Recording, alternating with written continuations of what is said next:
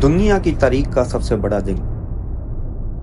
ये इतना अहम दिन था कि इस दिन से पहले मक्का में सिर्फ थोड़े ही लोग मुसलमान हुए थे, लेकिन उस दिन के बाद कुछ ही सालों में 3 कॉन्टिनेंट्स पर मुसलमानों की हुकूमत थी और मुसलमान दुनिया की सबसे बड़ी सुपर पावर बन गए।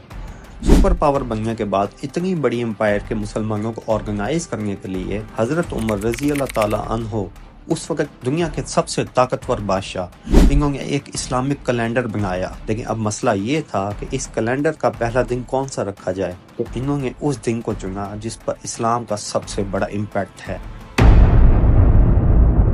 क्योंकि उस दिन के बाद इस्लाम की तारीख एंड नॉट ओनली इस्लाम बल्कि पूरी दुनिया की तारीख हमेशा के लिए बदल गई।